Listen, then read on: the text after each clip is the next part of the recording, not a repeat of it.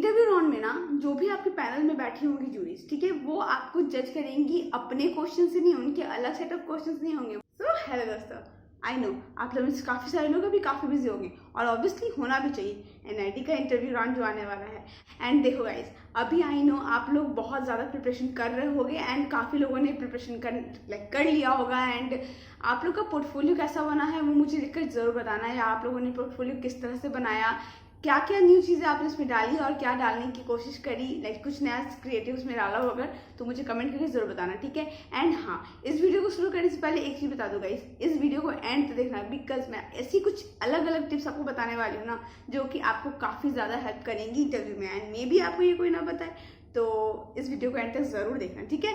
So preparation करने से पहले, ये भी एक छोटी सी प्रिपरेशन है गाइस, वीडियो शुरू करने से पहले टाइम वेस्ट किए बिना चलो जल्दी सब्सक्राइब करो एंड शुरू करते हैं।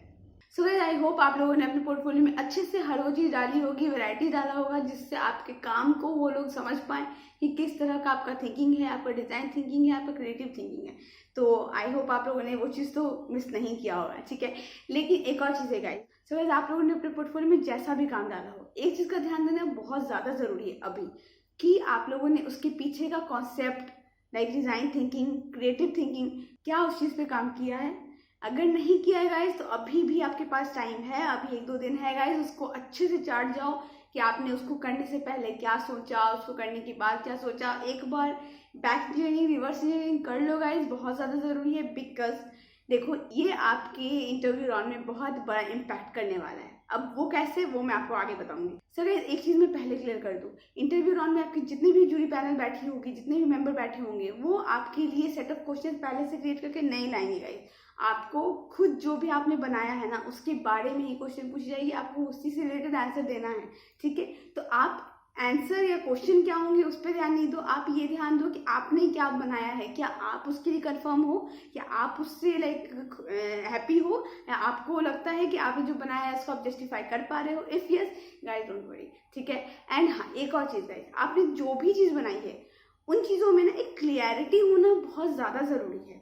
आप कहीं पर भी ऐसे नर्वस मत दिखना वहाँ पे कि अरे उन्होंने ऐसे पूछ दिया, अब इसका आंसर कैसे देना है। नहीं, आपको वहाँ पे बहुत ही क्लियरिटी और कामलीनेस के साथ आंसर देना है। कोई भी क्वेश्चन अगर वो पूछ रहा है, आपके काम से ही पूछेंगे, आपने ही बनाया। देखो गाइस, अगर आपने वो काम बनाया है तो आपको उसके बारे में सब कुछ पता होगा, लेकिन अगर आपने चीटिंग करी है, आपने इधर उधर से बनाया है, तो ऑब्वियसली आप फंबल करोगे। तो वो गाइस आपको जज कर रहे हैं वहाँ पे, तो आपको वो चीज़ का ध्यान देते हुए आंसर देना है, ठीक है।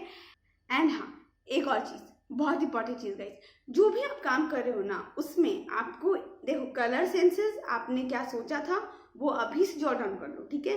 क्योंकि वो चीज़ है ना, आपको जब वो पूछेंगे कि ये क्यों बनाया, ठीक है, उसके पीछे कॉन्सेप्ट क्लियर होना चाहिए। आप उनको जब बता रहे होगे, आप फंबल ना करो किसी भी चीज़ में, तो वो चीज़ गाइस बहुत ज़्यादा इंपॉर्टेंट, ठीक है, उस पर भी ध्यान दे दो। एंड सच बताओ गाइस, तो आपका जो काम है ना, जो आपने काम किया है, उससे वो इतने सारे क्वेश्चन निकाल लेंगे ना, यू डोंट नो।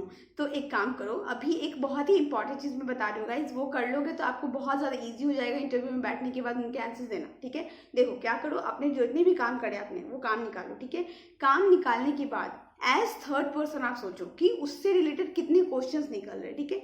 उन क्वेश्चन को जॉट डाउन करो, लिखो, उन सारे क्वेश्चन को लिख डालो और उसके बाद बैठो। अभी आपके पास 1-2 दिन है, अभी आप बैठो, बैठने के बाद उस पर रिसर्च करो, उस पर सोचो कि क्या सोचा था, क्या करना था। लाइक पहले तो क्वेश्चन बना लो, ठीक है, सेट ऑफ क्वेश्चन बना लो, उस क्वेश्चंस को अपने लाइक किसी सीनियर के साथ या फिर किसी के साथ एक बार शेयर कर सकते हो तो वो कर लो, नहीं तो आप खुद भी वो कर सकते हो।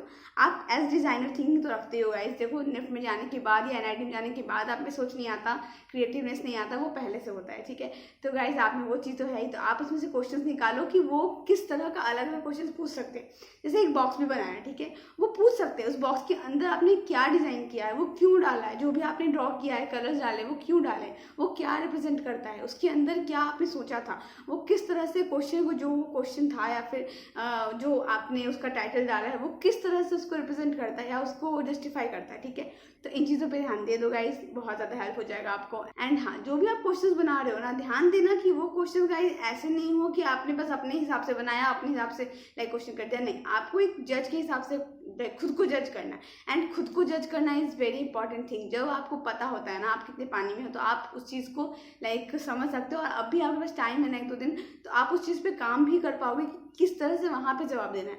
आपके पास हर चीज़ का आंसर हो सकता है चाहो तो लाइफ में, मुझे ऐसा लगता है। तो आपको देखना है कि आप अपने काम को किस तरह से जस्टिफाई करते हो। आपका काम कैसा भी हो, वो आपके आर्टिस्टिक लेवल को नहीं देख रहे हैं, वो नहीं देख रहे हैं कि आप कितना बेस्ट ड्राइंग करते हो या कितने बेस्ट आर्टिस्ट हो, नहीं, उनको कोई मतलब नहीं है, ठीक है। वो देख रहे हैं कि आपका थिंकिंग किस लेवल का है, आपका क्रिएटिवनेस किस लेवल का है, तो उसी पे ध्यान दे दो गाइस, बस और कुछ नहीं चाहिए होगा।